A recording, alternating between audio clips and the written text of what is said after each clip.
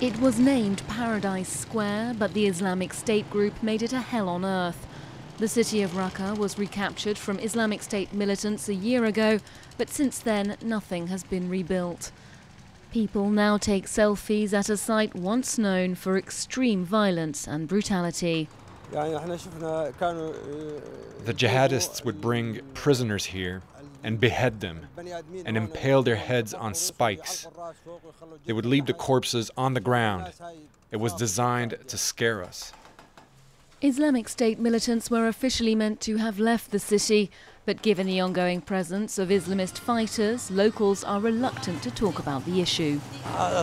Please don't ask me these questions. You shouldn't.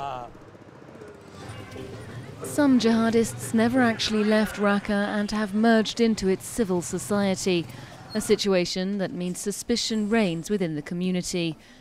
This woman is in charge of rebuilding that community. The mayor says that abductions and suicide attacks are at the top of the agenda of every city council meeting. Indeed, all the local politicians here are targets for such attacks. While this report was being filmed, one of the city's officials was shot dead in broad daylight. The Islamic State group claimed responsibility for the murder.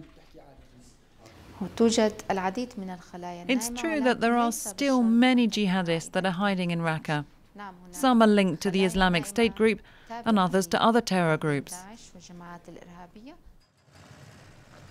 The shift in power has had consequences for more day-to-day issues too. Many bridges were destroyed during the offensive, and now residents have to use dinghies to cross the Euphrates River. Just one of the daily setbacks that prompts some locals to say things were better when the Islamic State group was in power.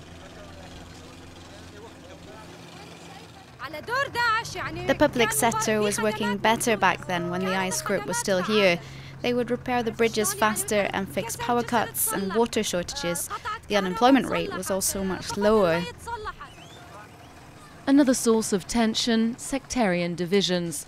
The city's Arab majority is having trouble accepting that Kurdish groups are now in control of the town. They blame them for not rebuilding Raqqa fast enough. The hospital is still in ruins, and so are schools. With no classes, many children are working full-time. Yes, she's supporting her family. She's paid $9 a week.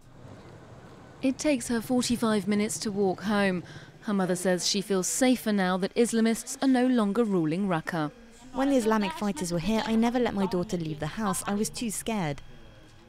Citizens are still very cautious when walking around town, as unexploded landmines are still a major threat. This special unit's in charge of disabling these explosive devices, which have been embedded in homes, making it unsafe for people to return, and fueling the climate of fear for those rebuilding their lives in Raqqa.